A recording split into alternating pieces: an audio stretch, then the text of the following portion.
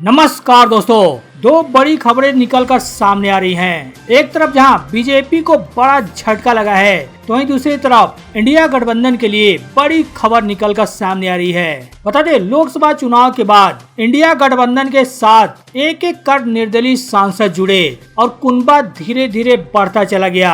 अब ताजा राजनीतिक हालात जिस तरफ इशारा कर रहे हैं, उसके मुताबिक इंडिया गठबंधन में एक और बड़ा दल जुड़ने के लिए तैयार होता दिख रहा है। ये कौन दल है, इसके बारे में आपको आगे बताएंगे, लेकिन इससे पहले आपको बताते चले कि महाराष्ट्र में विधानसभा चुनाव होने वाले हैं। लेकिन इससे पहले ही बीजेपी को महाराष्ट्र में झटका लगा है। ये झटका कोई और नहीं बल्कि उनके विधायक रहे नेता ने दिया है। बता दें, गोंदिया के पूर्व विधायक और भाजपा नेता रमेश कुथे उद्धव ठाकरे गुट शिवसेना यानी यूबीटी में शामिल हो गए हैं। पार्टी के प्रमुख उद्धव ठाकरे की मौजूदगी में रमेश कुथे पार्टी में शामिल हुए।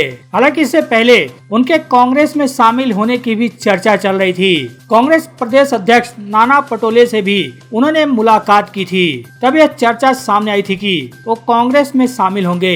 लेकिन आज फाइनली बीजेपी के पूर्व विधायक उद्धव ठाकरे की शिवसेना में शामिल हो गए हैं। बहरहाल आगे बढ़ते हुए आपको बता दें कि जो बड़ा दल इंडिया गठबंधन में जुड़ने के लिए तैयार होता दिख रहा है, उससे कहीं न कहीं इंडिया गठबंधन मजबूत हो सकती है। क्योंकि जिस तरह से इंडिया गठबंधन में एक के बाद एक निर्दलीय सांसद जुड़े, जिससे बहुत ज्यादा तो नहीं लेकिन कुछ न कुछ मजबूत होता हुआ दिखा। लेकिन अब इसी कड़ी में एक और दल इंडिया गठबंधन से जुड़ने के लिए तैयार होता हुआ दिख रहा है। दरअसल आपको बता दें, आंध्र प्रदेश के पूर्व मुख्यमंत्री और वाईएसआर कांग्रेस पार्टी के प्रमुख जगन मोहन रेड्डी ने बुधवार को राष्ट्रीय राजधानी दिल्ली में प्रदर्शन किया। उनका आरोप है कि हाल ही में राज्य की सत्ता में आसीन होने वाली तेलुगु देशम पार्टी की सरकार ने उनकी पार्टी के खिलाफ हिंसक रुख अपना लिया है। जगन मोहन रेड्डी के इस प्रदर्शन को इंडिया गठबंधन के कई दिग्गजों का साथ मिला। बुधवार को रेड्डी के प्रदर्शन में समाजवादी पार्टी के प्रमुख अखिलेश यादव भी शामिल हुए और उन्होंने अपना समर्थन जगन मोहन रेड्डी की पार्टी वाईएसआर कांग्रेस के इस प्रदर्शन को दिया। अब यहीं से यह चर्चा भी राजनीतिक गलियारों में छिड़ गई कि क्या वाईएसआर कांग्रेस भी इंडिया खेमे के साथ जुड़ सकती है। बहरहाल आगे क्या होता है क्या नहीं, लेकिन अगर यह चर्चा हकीकत में बदल जाती है तो इंडिया गठबंधन का कुनबा संसद में और भी मजबूत हो जाएगा। बता दे, वाईएसआर कांग्रेस के लोकसभा में 4 सांसद हैं। इनके साथ आने से लोकसभा में भले ही इंडिया गठबंधन को वो मजबूती न मिल पाए, लेकिन राज्यसभा में पार्टी के 11 सांसद हैं, जो बहुत बड़ा नंबर है। 11 राज्यसभा सांसद अगर साथ में आए तो इंडिया गठबंधन संसद के उच्च सदन में काफी मजबूत स्थिति में आ जाएगा।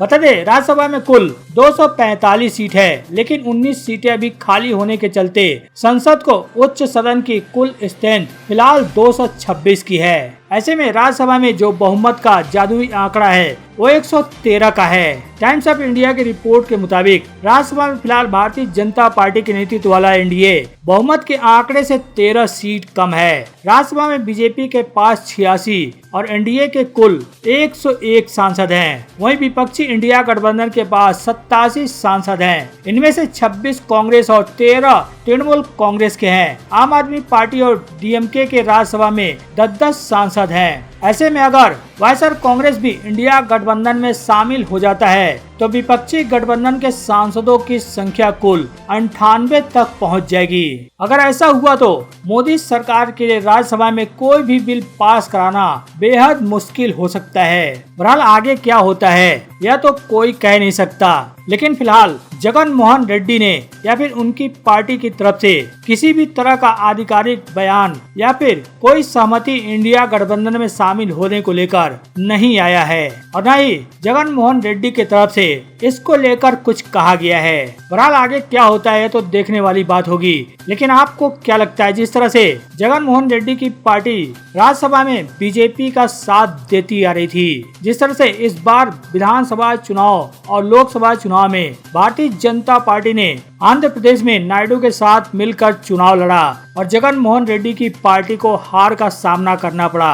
अब आपको क्या लगता है, इस हार के बाद जगन मोहन रेड्डी की पार्टी क्या अब भी बीजेपी का साथ देगी या फिर वो इंडिया गठबंधन का साथ देगी? आपको क्या लगता है, आप अपनी राय कमेंट कर जरूर बताएं। साथ ही वीडियो को लाइक करना, शेयर करना तो बिल्कुल भी ना भूलें।